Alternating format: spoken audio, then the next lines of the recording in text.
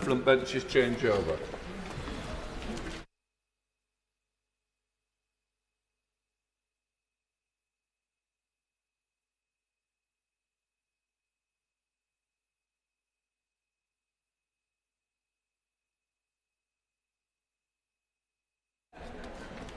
We now come to the statement. Minister.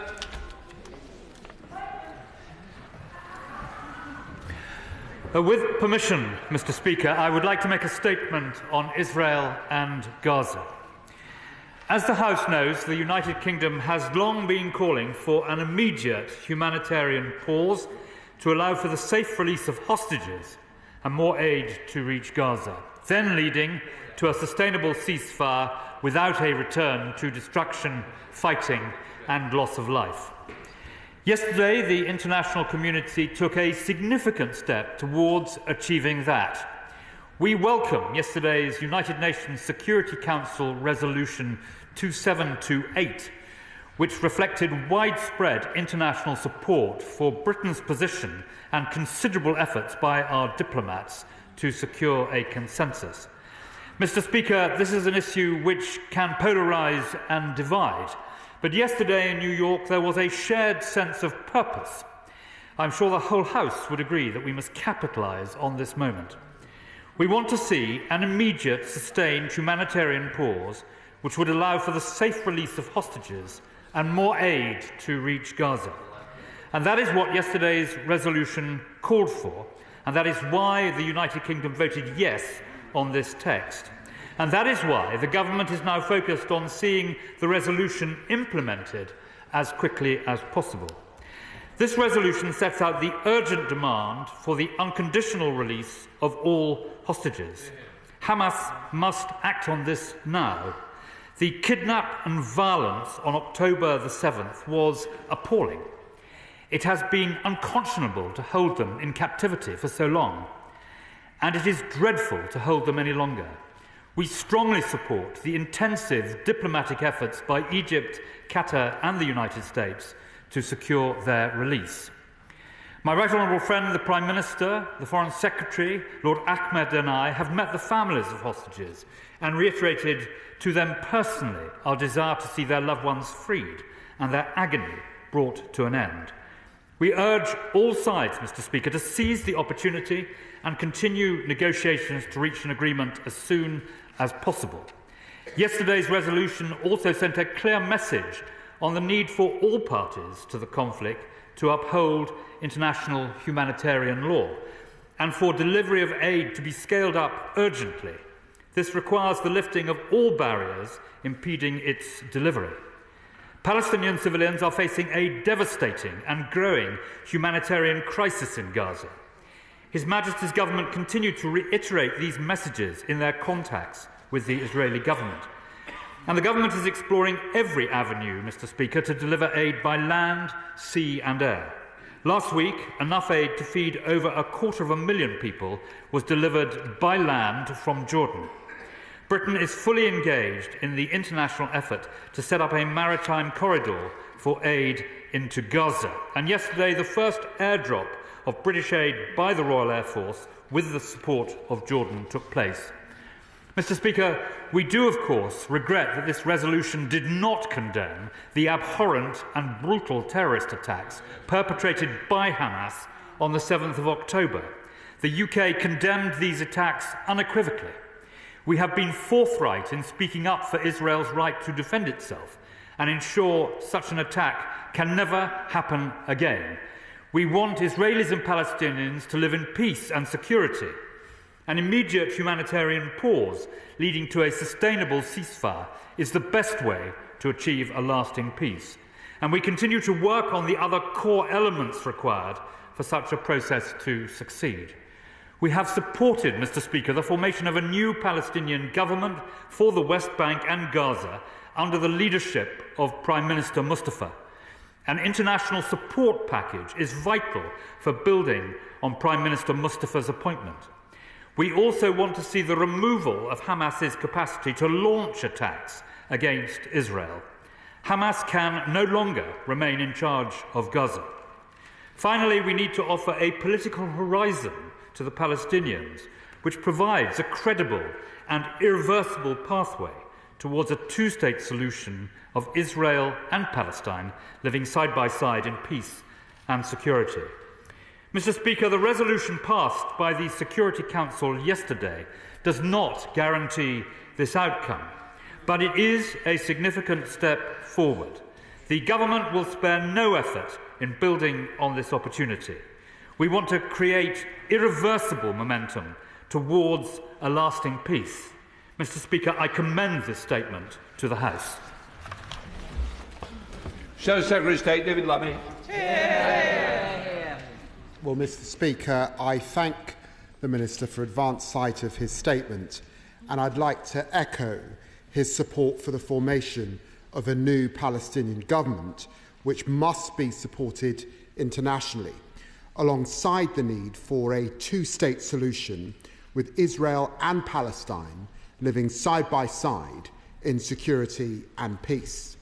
Yesterday, the UN Security Council finally passed Resolution 2728, calling for an immediate ceasefire, the immediate release of all hostages, and full humanitarian access in Gaza.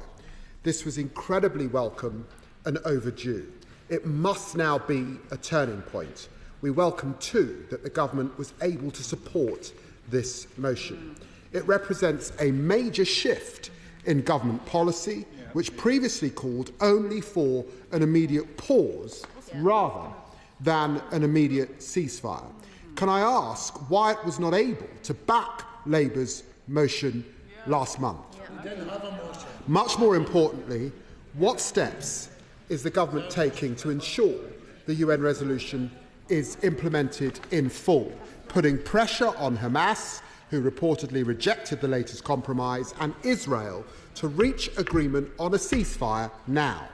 This would not be more vital given the terrible human cost of this war. More than 30,000 Palestinians dead, Israeli hostages still in chains nearly 6 months on from the October the 7th massacre, and with a man-made and preventable famine imminent. Aid needs to get into Gaza at scale, but it needs also to be distributed. UNRWA is unmatched in its ability to distribute aid.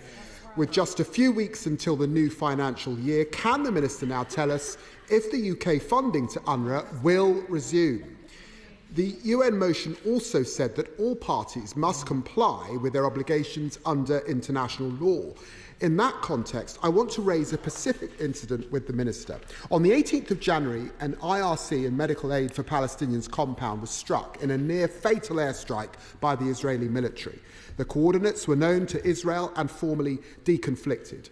A British medical team and local staff were inside. Since then, they've received 6 explanations for this shocking incident, but the truth is still unclear. Will the government support a full and independent investigation to deliver accountability and reiterate the attacks on humanitarian workers are outrageous and must not happen? The Foreign Secretary is not required to come to this House, but he is required to provide legal advice to the Business Secretary on arms exports. Exactly. The law is clear. The government cannot grant a licence if there is a clear risk that the items could be used in violation of international humanitarian law. The war in Gaza has seen numerous allegations made of serious breaches of humanitarian law by Israeli forces, and the ICC is currently conducting an investigation into alleged war crimes committed by all parties in Gaza. On Friday, I wrote to the Foreign Secretary asking him to publish the most recent legal advice he's received on this matter. So I'd like to end by asking the Minister one simple question.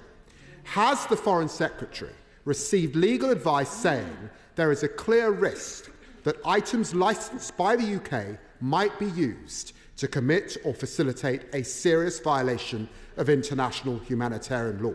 The answer is a simple yes or no.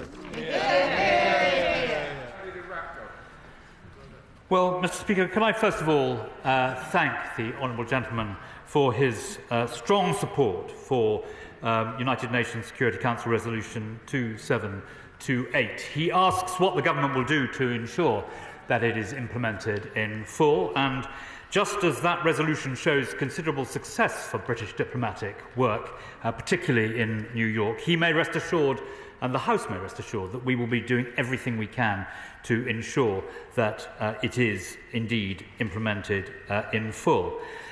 He suggests that this is a reflection of the Labour position in the House.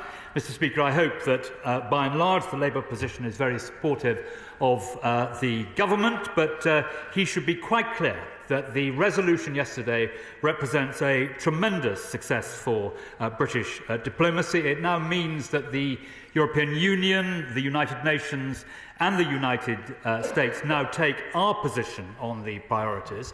And if I may remind him, what we said very clearly was that we needed an immediate pause so that we could get aid in and the hostages out, leading to a sustainable ceasefire. I quote directly, and he will see that British position fully reflected in what was decided yesterday in New York.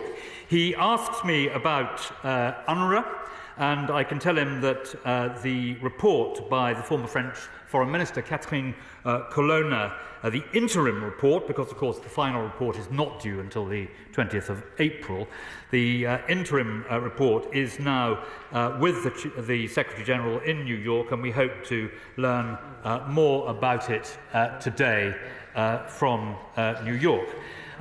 He refers to a specific strike which the House has heard about before, and I agree with him entirely that we expect a full and total explanation for what happened, a definitive explanation of that from the Israeli government. He asked me, Mr. Speaker, about the arms export licensing, and let me give him a very, very clear response to that. We have, Mr. Speaker, a robust arms export licensing regime. All exports are regularly assessed against clear criteria. We regularly review Israel's adherence to international humanitarian law, and we act in accordance with that. We advise, as he indicated, the Department for Business and Trade on the situation in country, and DBT and their Secretary of State are the decision-making authorities. But I would point out to him that UK exports are very small. They amounted to 0.02% of Israel's military imports, and we publish a comprehensive report on official statistics every quarter.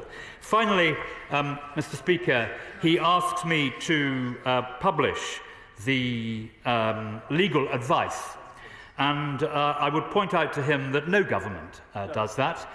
He will recall, I think, at the time of the Iraq War and the highly contentious position then, that the legal advice was not published. And for a party that aspires, possibly in the future, to be in government, I'm sure they will see the merit of these conventions, Mr. Speaker.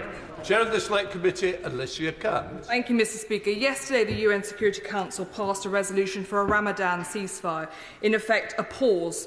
Now, intrinsic to that pause was the release of hostages. So can the Deputy Foreign Secretary please update us on progress to get those hostages home to safety? Because the resolution was very clear that it should be immediate. So who is enforcing the immediate release of hostages? Can my right honourable friend also clarify whether the government agrees with the US's statement this morning that the UN Security Council resolution is non-binding?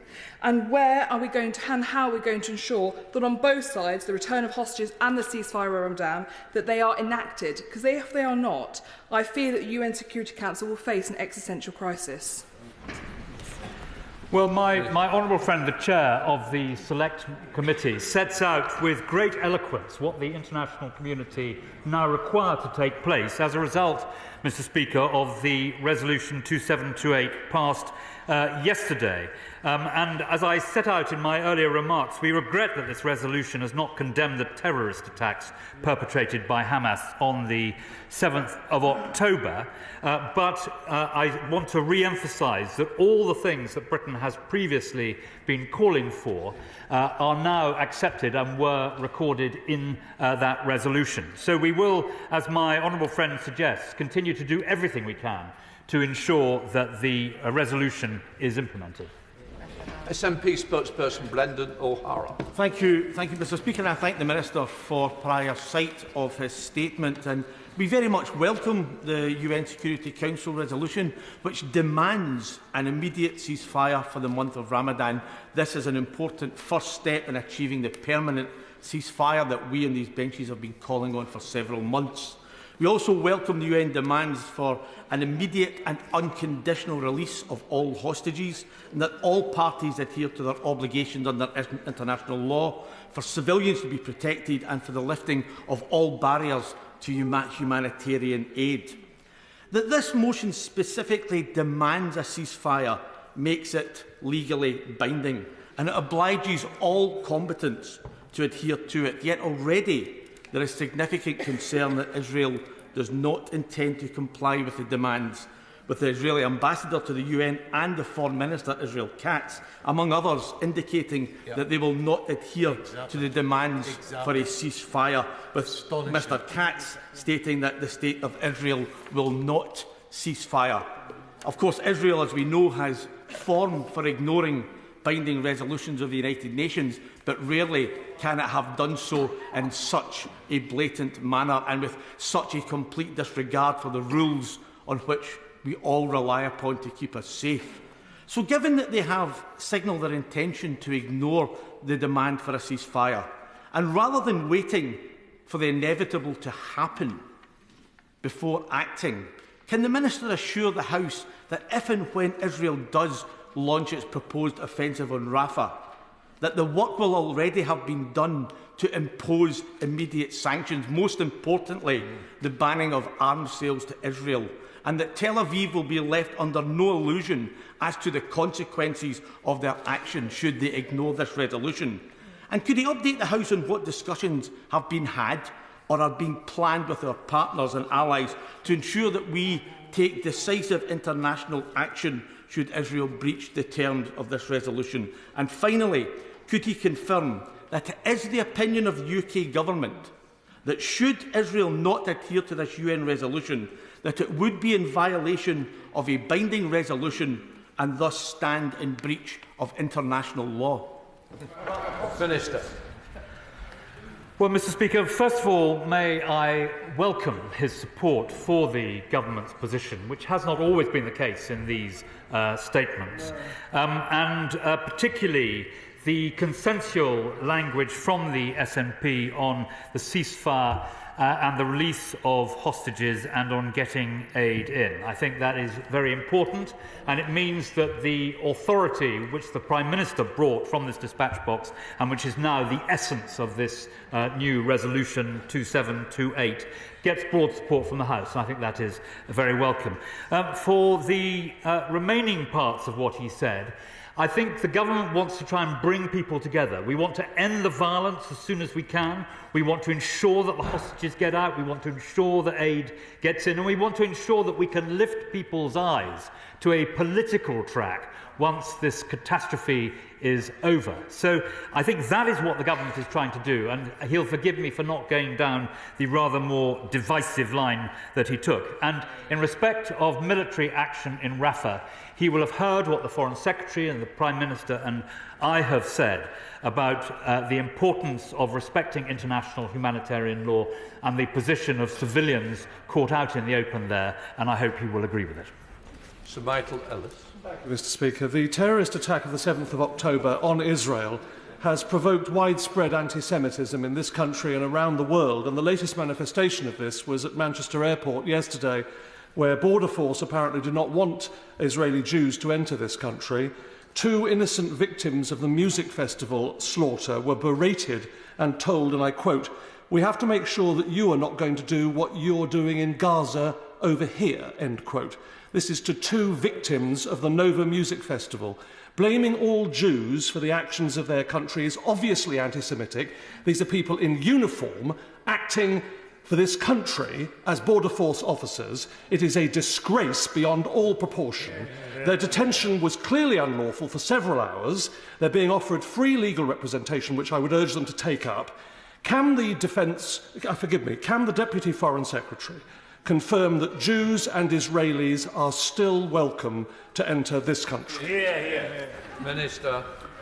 Well, I thank my right honourable learned friend for his extremely robust comments, Mr. Speaker, which are reflective of an absolutely outrageous, shocking and disgraceful incident which is now being investigated, and the Home Secretary has personally said that he will be investigated it. I think everyone will condemn without reservation the extraordinary events that appear to have taken place at Manchester, made even worse by the details which he gave of the detention which took place.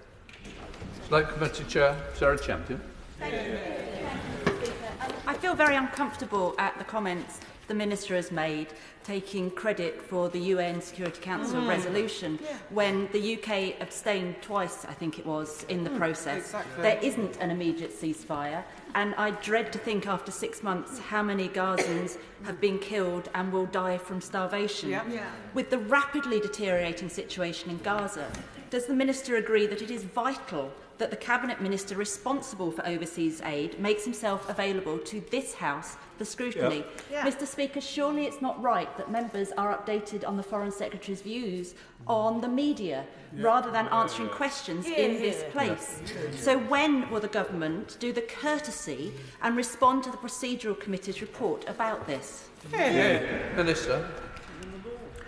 Well, the Honourable Lady knows I greatly respect her and the work that she does in the Select Committee. I don't think she should feel uncomfortable because Britain has taken a principal position which is delivered by the Resolution 2728 that was passed yesterday, and I hope that she will join the general approval for the strong British diplomatic effort which helped to deliver that. In respect of what she said about the Foreign Secretary, I believe the Procedure Committee, the response to the Procedure Committee's report is imminent from the government, and she asked about the member of the Cabinet responsible for British aid and development policy. That is me, and Mr. Speaker, both I and the Foreign Secretary speak with one voice. Sure, Alec Shelbrooke. Thank you, Mr. Speaker. Can I urge my right honourable friend the Minister, though? There's going to be a lot of points made today, which is that the responsibility lies purely with Israel for the ceasefire. And that is simply not true. A ceasefire has to take place on all sides. And for those who want Israel to lay down its arms and not insist on Hamas laying down its arms, to call it, are basically saying that Israel does not have the right to make sure its security is in place, and that until Hamas dismantles its terrorist organisation to threaten the lives of Jewish people who it doesn't think should exist, that the state of Israel shouldn't exist, then we must make sure that any ceasefire is important on both sides of this coin. Minister. Well, Mr. Speaker, my right honourable friend makes a very good point, and I hope that he will have noticed that I am trying to take a balanced approach to these matters. And the reason why Britain did not, as so many other countries did, call for an immediate ceasefire before was because it was perfectly clear it wasn't going to happen. And further to what my right honourable friend has said, he will recall that when asked about a ceasefire, Hamas made it absolutely clear that it was their intention not only not to have a ceasefire, but to replicate, once again, the terrible events that took place on October the 7th. Andy McDonald. Thank you, Mr. Speaker.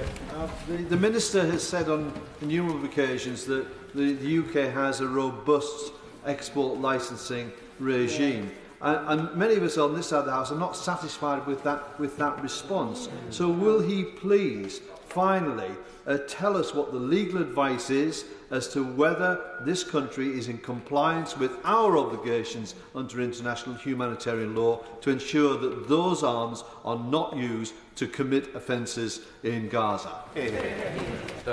Well, Mr. Speaker, he really shouldn't expect me to make a different point from this dispatch box. Having set out the position of the government, that is the position of the government, and that is what I will reiterate. And in respect of his question about the arms export licensing and the application of international humanitarian law. I set out the government's position very clearly in my response to the Shadow Foreign Secretary.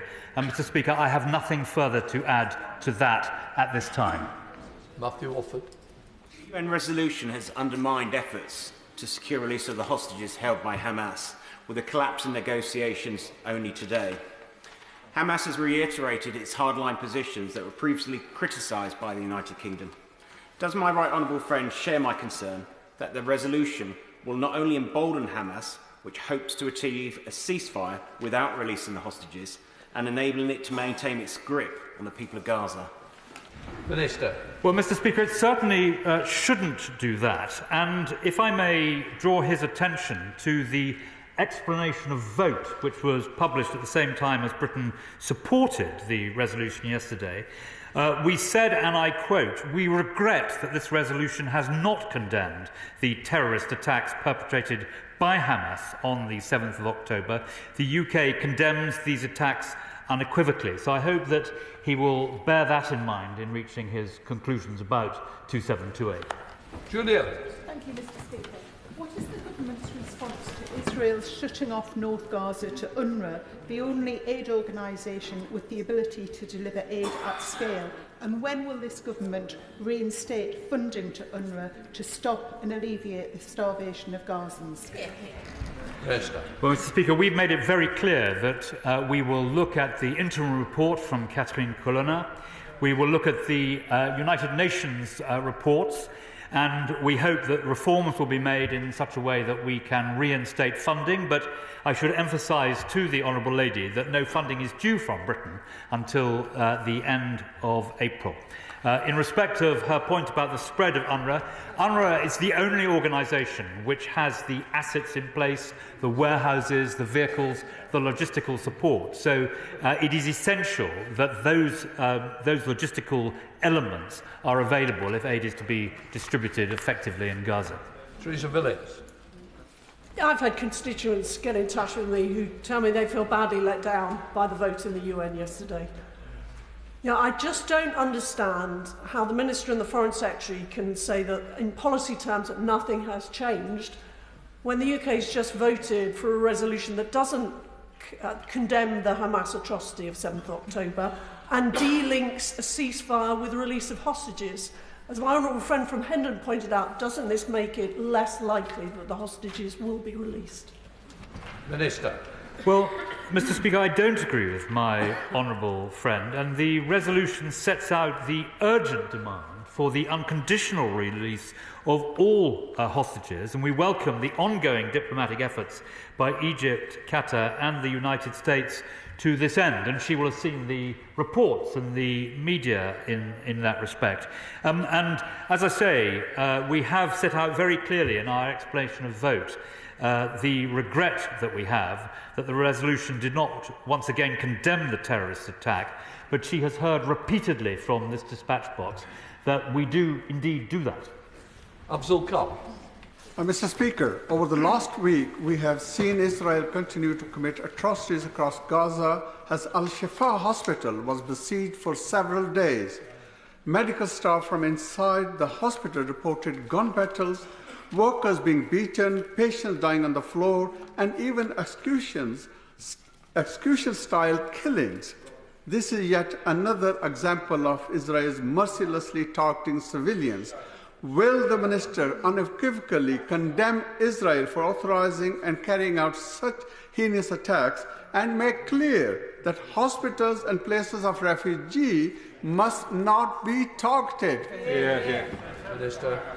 Well, Mr. Speaker, the House will not recognise all of the things that he has just said, but let me make it absolutely clear once again that Israel does have the right of self-defence, but she must abide by international humanitarian law. Tobias. Thank you, Mr. Speaker. It is a testament to how polarised and indeed contested our world has become when the custodians of international security take 6 months to agree a UN Security Council resolution 2728, which calls for that ceasefire and the release of hostages, as well as greater access for aid. But would the Deputy Foreign Secretary agree that it is concerning that vital UK aid has to be airdropped by the RAF into Gaza, effectively bypassing Israel. And should the new port being built in Gaza, off Gaza, operating this new maritime corridor, become a permanent operation with inspections, thus allowing the international community to ensure the scale of aid required gets into Gaza? Minister. Well, I'm grateful to the former chair of the Defence Select Committee for what he has said, and he is right that the best way to get aid into Gaza is by truck, by road, and that is what Britain has consistently pressed for. We know that there were 500 trucks a day before the catastrophe of October the 7th. Now there's been an increase in March. We're looking at something like 150. And we are doing everything we can to try and ensure that we get aid in the easiest way possible into Gaza. But as my right honourable friend concedes, we are also looking at all other options, including the airdrop, which took place yesterday on the 25th of March, when the Royal Air Force dropped 10 tonnes of food, and we anticipate further airdrops will be necessary because of the situation which he outlined. Madeira Wilson. Thank you very much, Mr. Speaker. Can I just set the record straight with members opposite that we on these Liberal Democrat benches have for months been calling for an immediate bilateral ceasefire, and we welcome the UN Security Council resolution yesterday, but the reality is that northern Gaza is on the brink of famine, children are dying of malnutrition, tens of thousands of children are being killed or maimed by Israeli forces' bombardment. So does the Minister believe that Netanyahu's government is actually complying with the ICJ ruling, that the provisional order which states that Israel must ensure with immediate effect that its forces do not commit any of the acts prohibited by the Genocide Convention? And if he doesn't think that the Israeli government is complying with that, what is he doing about it? Well, Mr. Speaker, let me make clear that what the government's position is in respect of the second part of her question. We respect the role and independence of the ICJ, but we do not believe and have never believed that this case launched now will be helpful in bringing the two parties together. And she will note that the court has called for the immediate release of the hostages and the need to get more aid into Gaza, and we strongly agree with that. And she will also know that the ICJ's provisional measures order is binding on the parties to the dispute as a matter of international law. But she will see that through the work that we have been carrying out, we are trying to address all the points that she made in the first part of her question, and we are obviously grateful for the support from the Liberal Democrat benches in trying to achieve that. David Jones. Thank you, Mr. Speaker. May I press my right honourable friend further on the answer he just gave to the honourable member for Sunderland Central? The humanitarian situation in Gaza is, of course, dire. In northern Gaza, it's estimated that some 70% of the population are suffering the most appalling food shortages, resorting to eating animal feed, bird seed, grass. Does he not recognise that respected international partners such as Australia, Canada, Sweden and Denmark have now restored full funding to UNRWA, which is the most important and most capable humanitarian organisation in Gaza? Does he not think that the United Kingdom should do so as quickly as possible? And in what circumstances and under what conditions will that be done? Minister. Well, I say to my right honourable friend that Britain at the moment does not have a requirement to provide extra money because we have fully funded through our commitment to UNRWA up until the next financial year, and effectively that means the end of April. And I reiterated the point that he made so eloquently in an earlier response about the requirement for UNRWA assets to be used. And as he knows, we will look very carefully at these two reports which I mentioned, including the interim one which should be available in New York today, in the hope that there will be measures taken which will allow all of us, not just Britain but everyone, to restore funding to UNRWA in due course. Beth Winter.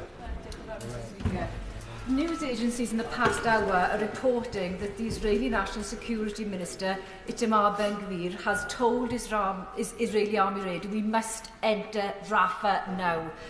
Mr Speaker, surely this announcement to undertake a military assault on an area of 1.7 million displaced people is a breach of a binding UN Security Council resolution and international law. The Minister must urgently set out what action he will consider to prevent the Israeli armed forces taking such action, and more specifically, does the UK agree that should Israel proceed with this action and refuse to adhere to the demand for an immediate ceasefire, it will be in violation of a binding resolution and in breach of international law? Minister. Well, I'm sure the Honourable Lady, given the position she's just outlined, will welcome Resolution 2728 and the progress that reflects yesterday. She will know, she quotes a specific Israeli minister, but she will know there are many voices in Israel at this time. Israel is a pluralist democracy, the only one in the region, and we are hearing many different voices. And in respect of any attack on Rafah, she will have heard the words of the Prime Minister and the Foreign Secretary, and indeed myself at the dispatch box, on the ill-advised nature of military action in Rafah at this time. Thank you, Mr Speaker. I've listened carefully to the answers my right honourable friend has given about the resolution passed, but it's my understanding that only a few weeks ago the UK previously explained at the UN that it could not vote for a resolution which does not condemn the atrocities Hamas committed, and that simply calling for a ceasefire will not make one happen. It even said last month that such a resolution could endanger the hostage negotiations. And as night follows day, the resolution was passed yesterday, and the Israelis have had to withdraw their negotiators due to what they've described as delusional demands from Hamas. So, will my right honourable friend accept that this resolution has made a material change for the worse, and that getting the hostages out has now actually been made less likely? Minister. Well, I don't agree with my honourable friend. I think that the British position has always been very clear, that we want a pause which enables the hostages to come out and enables food and vital humanitarian supplies to come in, and that will lead, we believe and hope, to a sustainable ceasefire. And I don't think there's anything in Resolution 2728 which acts or goes against that. Thank you, Mr Speaker. The Deputy Foreign Secretary stated when he spoke earlier that he will expect a full explanation from Israel around the incidents that were highlighted by my right honourable friend from Tottenham, that he will expect that. It happened on the 18th of January, and both myself and the member for Rutland and Melton raised it with himself around 8 weeks ago. I have also been to the UN in the last few weeks and raised it with diplomats there. So when can we all expect an explanation as to why there have been British aid agencies bombed by Israel with weapons potentially provided in part by us? Can he tell me when this explanation is going to come? Minister. Well, Mr Speaker, can I say I'm extremely grateful to her for supporting the position that I have set out and the British government has set out, that we require an explanation from the Israeli government for the actions which took place. And we continue to press, but she will understand that the timing of that is not a matter which rests with the British government, but the Israeli government will have heard her and indeed our voices raised upon this matter. Bob Blackburn. Thank you, Mr Speaker. The immediate impact of this resolution appears to be that Hamas have hardened their stance on release of hostages, and the Israelis have said that they are not going to move until hostages are released. Apparently, the negotiations that were going on in Qatar only were limited to 40 of the hostages, namely the most weak and vulnerable. What is left out of this resolution is the requirement for immediate access to those hostages by the International Red Cross to assess their conditions and indeed whether they can travel at all. And will my right honourable friend take action, therefore, to demand that there is immediate access to the hostages by the International Red Cross so that assessment can take place? Yes, Mr. Speaker, we have been absolutely clear that the hostages must be released as swiftly as possible. He will have seen the reports about the negotiations that have been taking place over the last few days. And while I can't give a running commentary, I can tell him that Britain is doing everything it possibly can to ensure that those negotiations are successful. And in terms of what he said about the resolution, no one can be in any doubt about the position of the British government, indeed the position of the House of Commons, in respect of the release of those hostages. Marshal Cordova. Thank you, Mr. Speaker. We all can see the devastation in Gaza, with more than 30,000 people killed. Two-thirds of those we know are women and children, and aid still is not getting in. And whilst that is taking place, the situation in the West Bank is equally worsening. So will the Minister condemn the recent announcement of 800 hectares of the West Bank being designated as Israeli state land? To her last point, she will know what we have consistently said about the illegality of these annexations, and I repeat that today.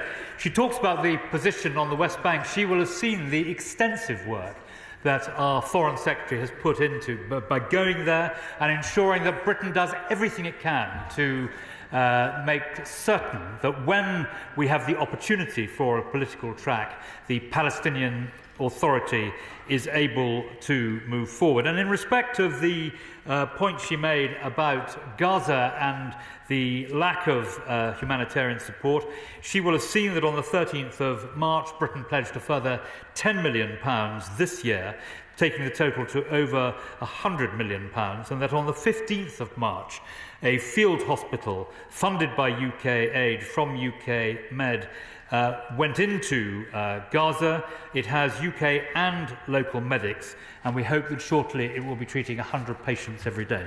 Richard Graham. Mr. Speaker, I welcome the immediate humanitarian pause of UNSCR 2728 and congratulate our diplomats in their role in this resolution. As the Deputy Foreign Minister has said, the key to delivering enough aid to prevent famine is the use of Israel's land corridors. So could my right honourable friend confirm if Israel is going to provide enough access in order to prevent that potential famine, and whether both Israel and Hamas are committed to continuing talks during the remaining 15 days of Ramadan towards a sustained ceasefire afterwards? Minister. Well, I thank my honourable friend for what he said about the unstinting work of British diplomats, for which our entire country should be extremely grateful, and in particular the work that they have done in New York at the UN to drive forward Britain's contribution to the resolution of this matter. In respect of the restrictions on land entry, my honourable friend is right. We need to do more. There has been some increase. 137 trucks got in on the 24th of March, and on the 25th, 81 trucks, mainly carrying food, were able to get in. But we urge the Israeli government to do more about easing the restrictions on opening hours, about to limit or stop the demonstrations at Nitzana, and to do more to grant visas. There are some 50 applications for visas pending.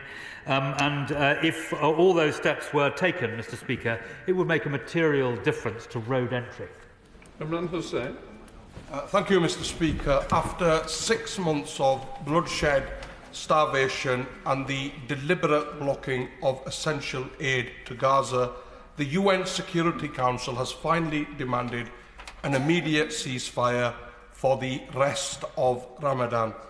But let us be clear in this House, 15 days is nowhere near long enough to meet the humanitarian catastrophe that now exists across Gaza, and to see no meaningful end to the violence today on the 16th day of Ramadan, almost 2 months after the ICJ warned of the plausible risk of genocide, leaves this resolution, frankly, extremely ringing hollow.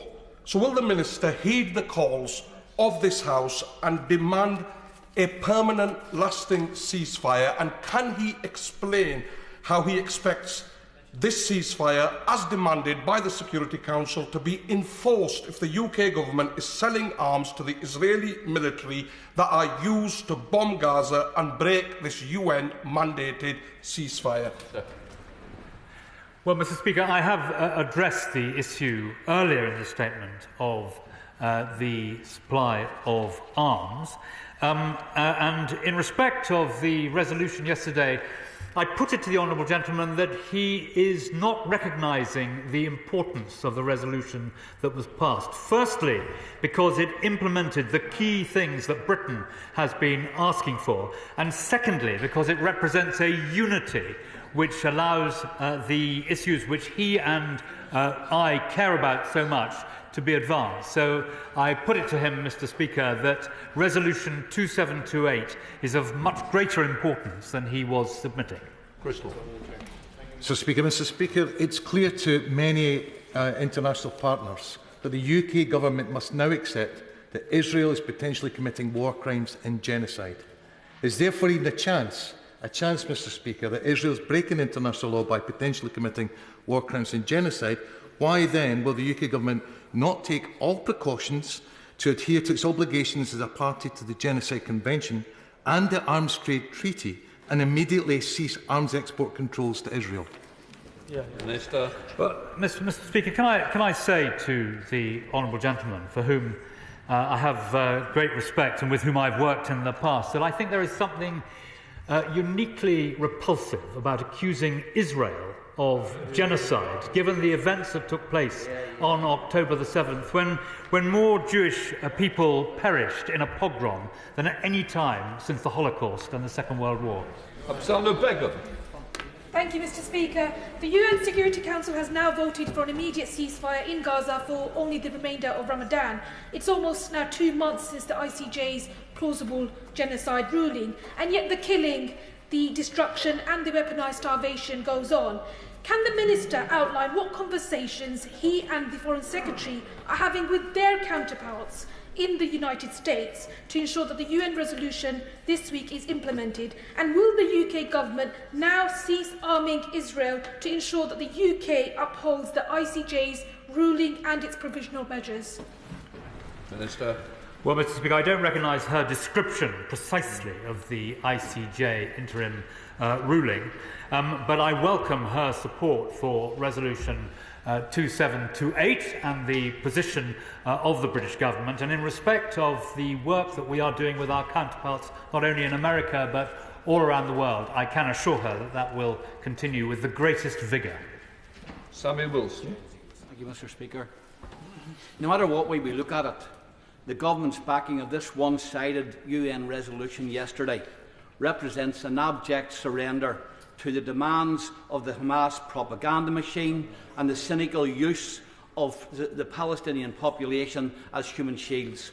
Can the Minister explain to us how a resolution such as this, which gives hope to the terrorists, is ever going to lead to the release of the hostages and is going to ensure no repeat of the atrocity of October the 7th, especially when it enables Hamas to preserve its units, regroup and re-establish its regime? Minister. Well, Mr. Speaker, I simply don't recognise the honourable gentleman's description of Resolution 2728.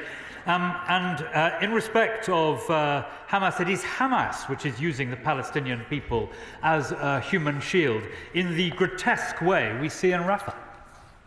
Kim Johnson. Thank you, Mr. Speaker. I welcome the UN Council finally calling for an immediate ceasefire, as well as the return of all hostages, including Palestinian children who are in military prisons.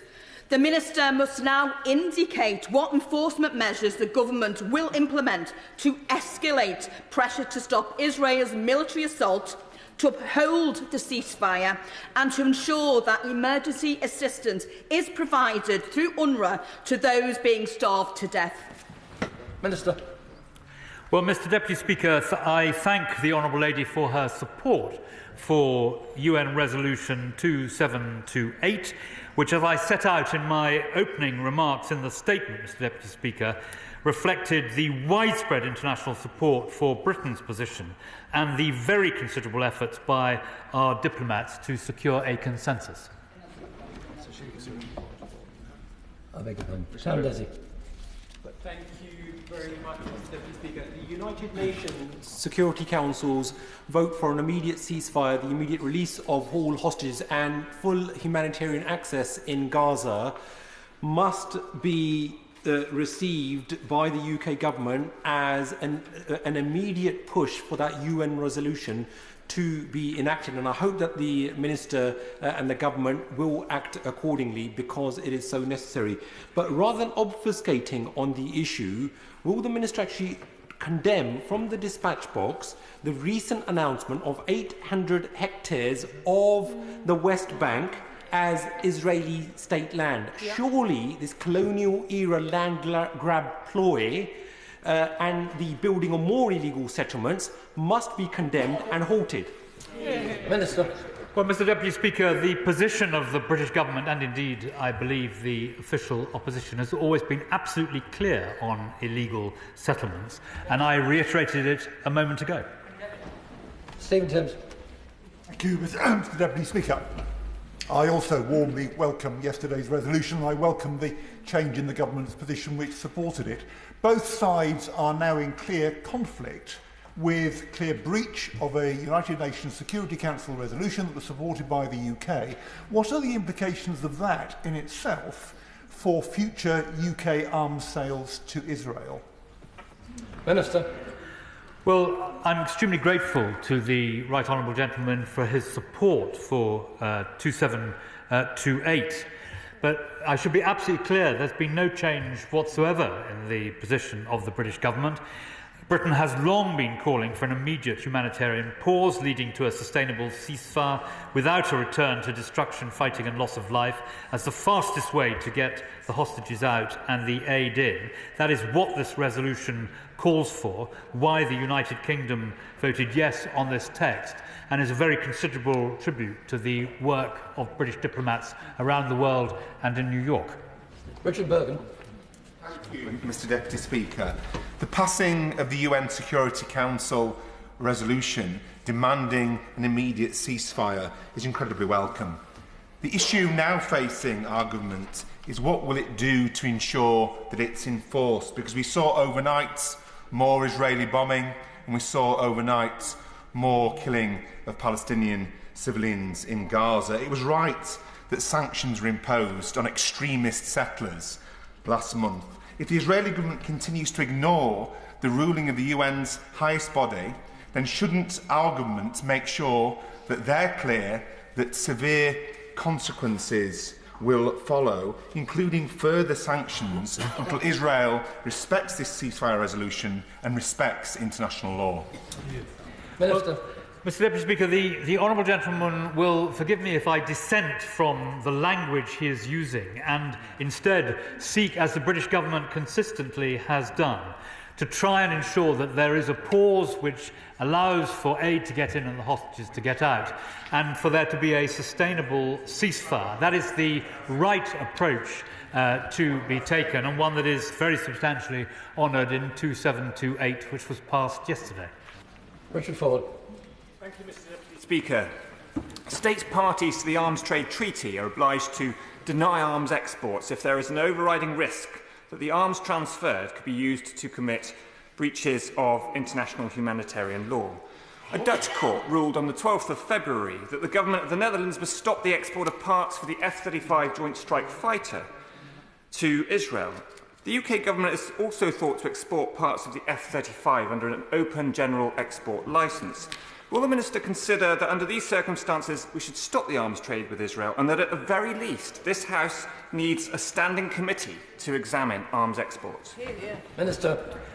Well, Mr Deputy Speaker, I've long made clear that Britain has the strongest regulatory regime in respect of arms exports. I made clear in the response to the Shadow Foreign Secretary the government's view on that issue, and I have nothing further to add today to what I said then.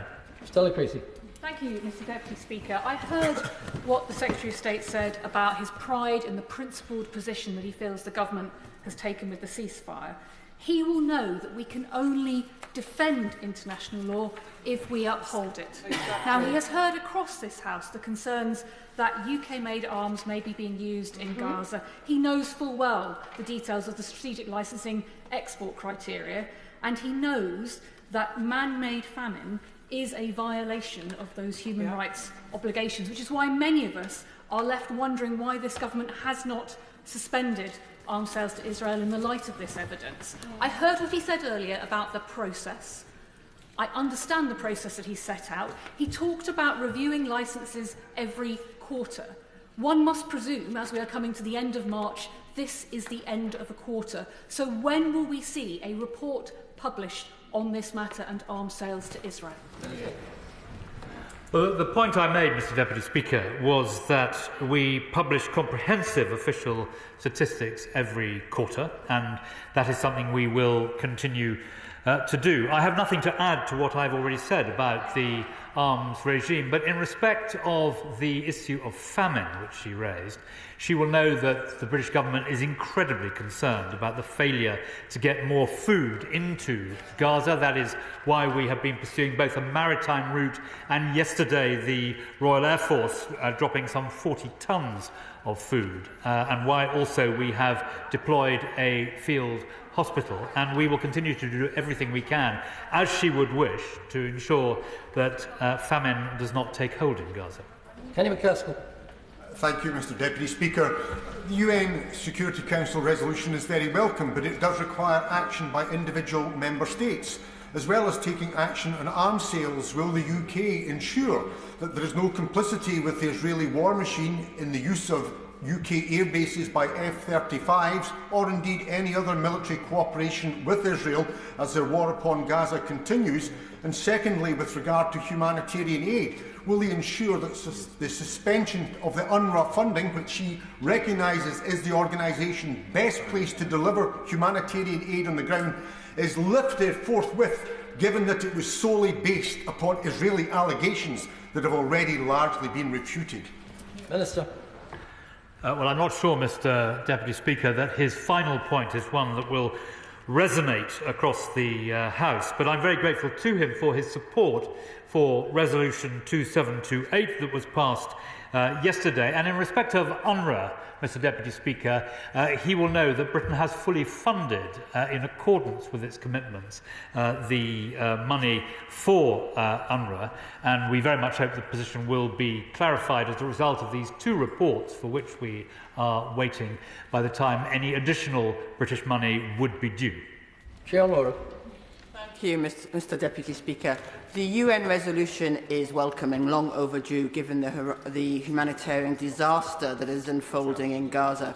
But I want to press the Minister on the licensing of arms for export to Israel, a process that he said is robust and regularly reviewed, implying that because no action has been taken, those reviews have not raised any risks. I have previously asked the Minister to condemn the many videos circulating on social media which show Israeli soldiers filming themselves performing acts which range from the unbelievably crass, like posing on the bikes of dead Gazan children, to the vilely violent, like setting fire to food stores or bombing residential buildings, violent and potentially criminal. So will he say to me now that he has seen those videos, that he condemns them, and that he has confidence that no British exports are part of what seems to be, well, certainly vile and potentially criminal acts on the part of the IDF? Well, Mr Deputy Speaker, first of all, I thank her for her support for the United Nations Resolution 2728, passed yesterday. She asked me about videos. She asked me firstly if I have seen any such videos, and I have not seen any videos. But were such videos to be genuine, and were they to portray what she describes, then I'm sure that everyone in this House would condemn them without qualification. Well, I can. Mr Deputy Speaker, in today's statement the Minister says we need to offer a political horizon to the Palestinians, and you're asking this while there are being families, friends, neighbours those who have avoided being killed have been bombed out of the shelters they made after being bombed out of their houses and their homes. Surely only an immediate permanent ceasefire will afford the people of Palestine the opportunity to lift their eyes to an optimistic political horizon. Minister. Well, I think, Mr Deputy Speaker, the Government has set out a very clear vision, together with our partners, a vision that we are seeking to drive forward, that when this catastrophic conflict is over, everyone may focus on that political track. And I remind the honourable gentleman that it was after the Second Intifada that the progress at Oslo was made, and we must hope that that might be possible once again. And in respect of what is happening in Gaza, I draw his attention to my earlier remarks that it is absolutely appalling that Hamas is quite cynically using the good people of Gaza as a human shield as they continue to incarcerate these hostages who should be released today. Debbie Abrahams. Thank you, Mr Deputy Speaker. I add my voice to colleagues who have expressed significant and severe concerns about arms manufacturing and exports to Israel in the current context. But I just wanted to mention I met with a number of colleagues, Palestinian families, well, sole remaining members of families who have been wiped out in Gaza. And I say this not to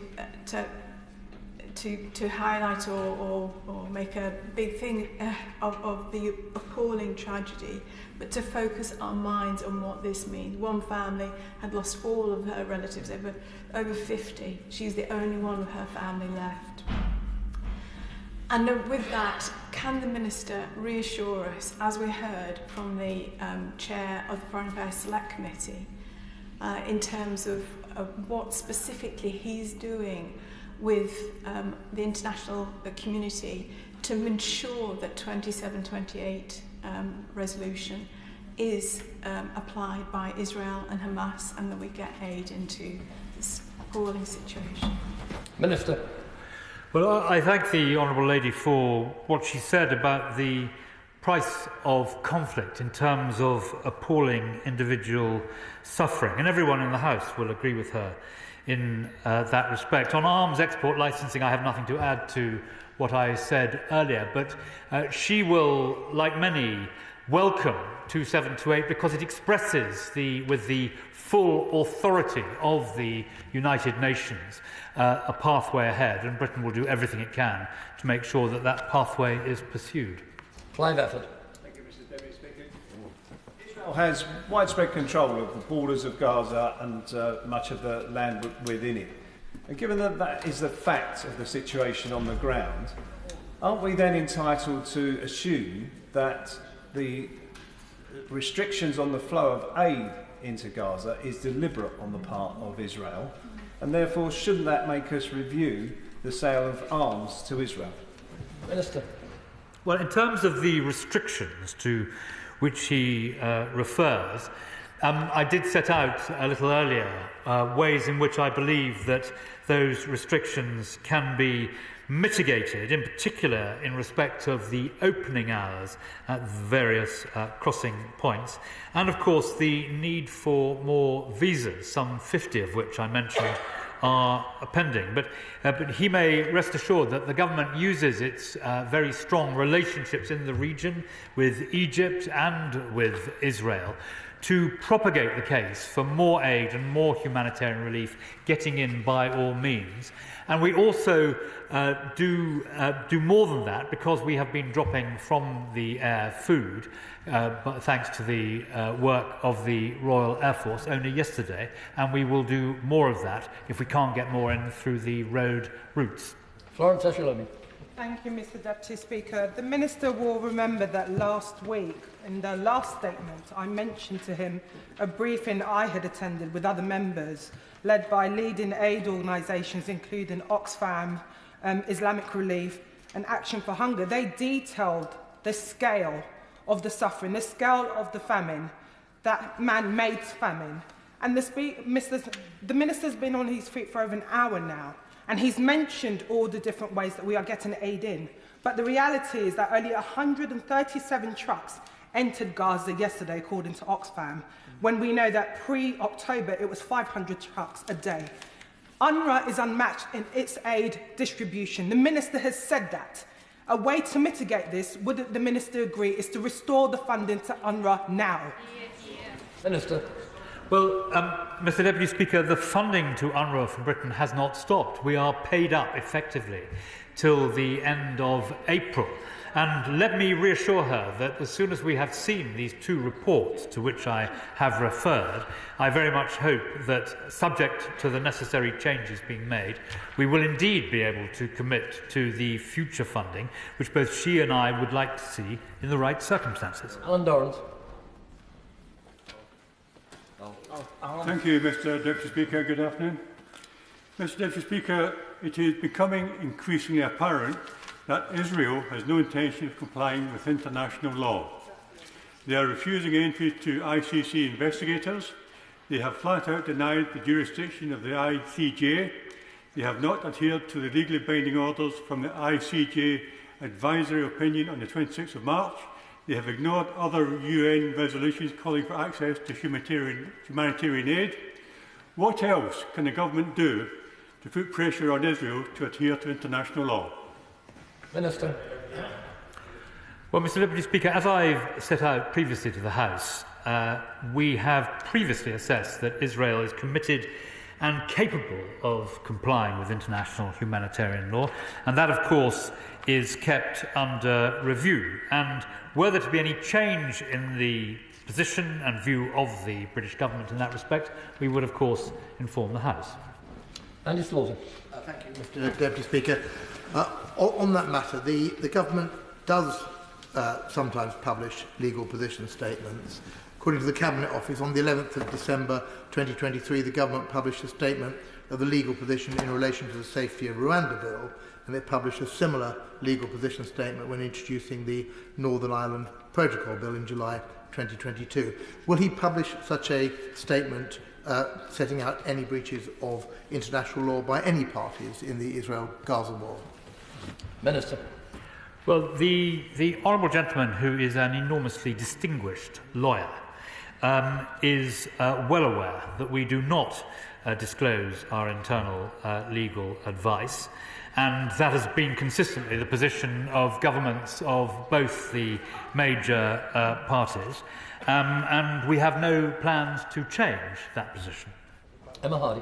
Thank you, Mr. Deputy Speaker. The Minister has repeatedly said that international humanitarian law must be adhered to, but those words are meaningless unless those words are followed by action. So what are the consequences that the British government will introduce to any country found guilty of committing war crimes by the ICC, for example, by the deliberate withholding of food and aid to another country? Minister. Well, the Honourable Lady invites me to qualify or add to the words which I have already used to answer that and similar questions, and I'm sorry to disappoint her, but I am not going to do so.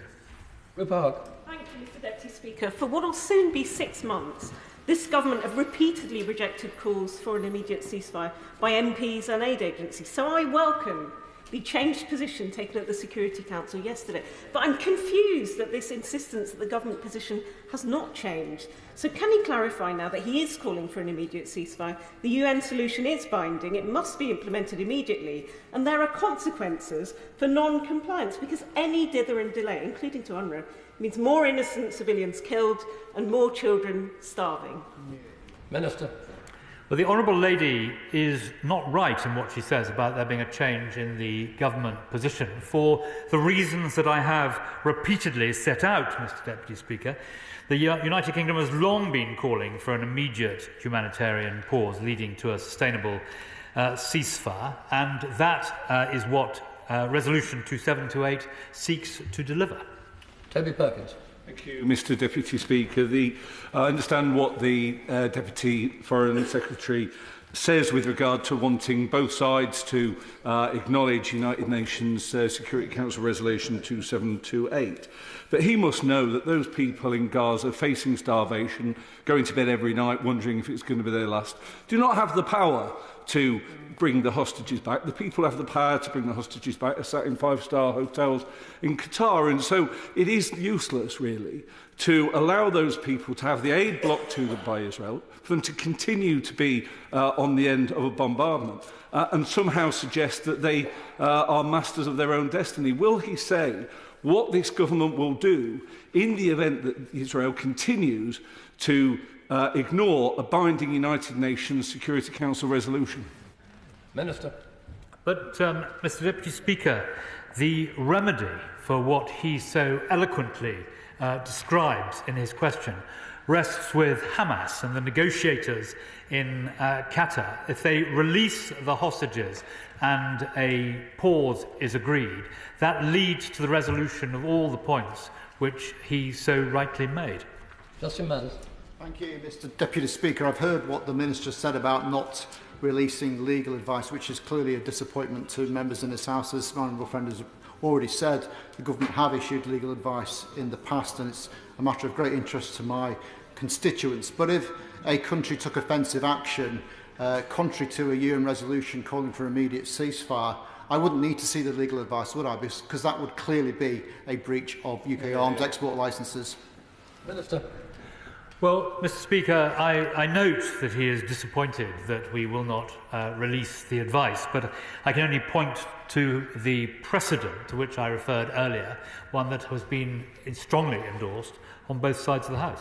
Thank you very much. Mr Deputy Speaker, the appalling deaths of children in Gaza have brought condemnation from around the world and have caused immense psychological trauma to their families and friends.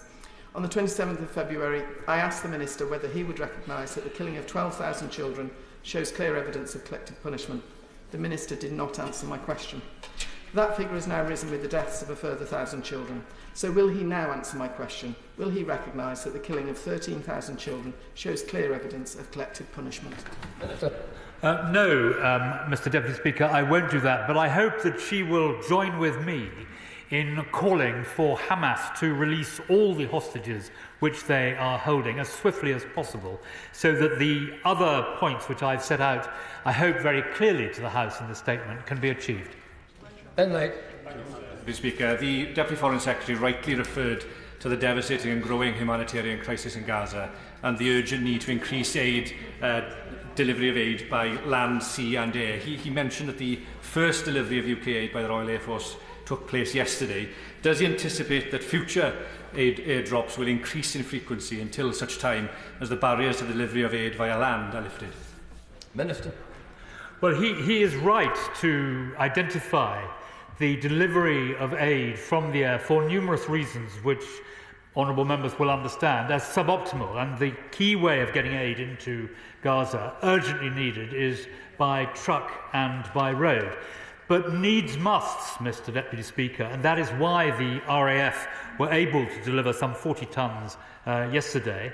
And if the position continues as it is, Britain expects to get aid into Gaza by sea and by air, as well as by land.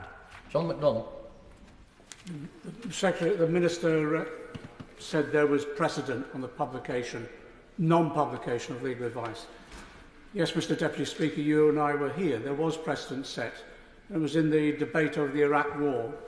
when the legal advice was fully published, and that was to provide protection for the government and members of this House in their deliberations as well as advice. Does he not appreciate now we have the Security Council resolution, we have the ICJ decision, that means that any actions by a Netanyahu government against those decisions, that judgment, are actually then can be portrayed as war crimes. And therefore the government, any government that supplies arms to that regime can equally be accused of war crimes, and any member of this House supporting the government in those actions is open to that charge as well. Does he not appreciate what members are saying to him today about the rule of law and the importance that this House abides by the rule of law? Minister. Well, the government, Mr Deputy Speaker, is second to none in seeking to uphold the rule of law, and that has been a point that has been consistently reiterated from this dispatch box. He raises once again the issue of the government publishing legal advice and cites in aid the advice published by the then Labour government in respect of the Iraq war.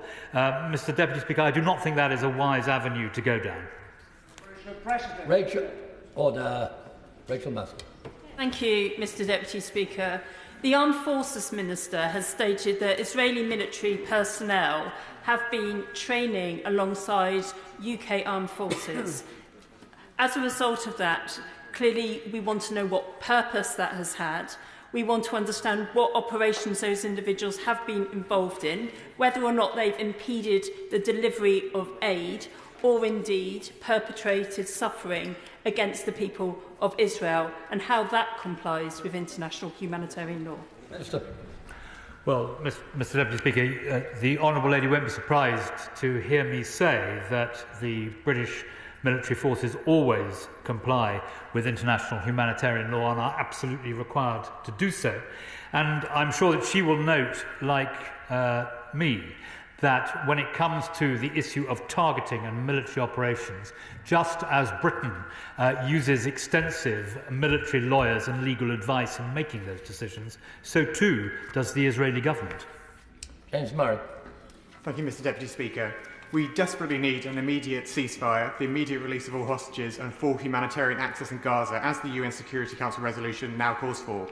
I recently met the medical aid for Palestinians who talked about the severe difficulties with rules on aid, and more widely, we know that aid agencies have reported the list of goods allowed into Gaza by the Israeli government is difficult to access and can change without warning. So will the Minister put pressure on the Israeli government to publish an official list, and one that includes all the nutritional and medical aid that is needed? Minister. Well, we look all the time, Mr Deputy Speaker, the British government and the department within the Foreign Office which deals with humanitarian aid and planning looks at all these matters, but he raises specifically the issue of medicines, and I hope that he will be pleased to see that Britain deployed a field hospital on the 15th of March, funded by UK aid under UK Med, and as I mentioned earlier to the House, UK and local medics will be working there and treating, I hope, very shortly, 100 patients a day. Jim Shannon. Mr Deputy Speaker, I thank the Minister very much for his answers and his statement. But will the Minister confirm what discussions have taken place and what actions have been agreed to ascertain if there is any assistance we can provide to ensure that Israel are in a position to safely end this conflict, having achieved security for their nation and for their people? Minister. Well, I thank my honourable friend for his comments, and he will know that it is a central aim of government policy to ensure that both Israel and Palestine can live safely and securely side by side behind secure borders, the implementation of the two-state solution. And everything the government does is designed to try and advance that objective, which I know he very strongly supports, Mr Deputy Speaker. Point of order relating specifically to the statement. Brendan O'Hara. Thank you, Mr Deputy Speaker. The Minister repeatedly said that he had not seen nor was he in possession of Catherine Colonna's interim report. suggesting instead that it had only been delivered to the United Nations in New York. Could he clarify whether he or his officials are in receipt of the interim report, whether he or his officials have seen the interim report, whether he or his officials have had a readout of this report, or whether he or his officials have been made aware of its contents? And if any of the above is true, why has this not been delivered to this House, particularly given that this is the last sitting day before recess in this financial year? I think it's hugely important that this House be aware. Thank you. Mr O'Hara, that is not a point of order for the Chair. It is an endeavour to extend the questions on the statement. If the Minister wishes to respond, I'll allow him to do so. Minister. Thank you, Mr Deputy. Further to that point of order, let me reassure the honourable gentleman.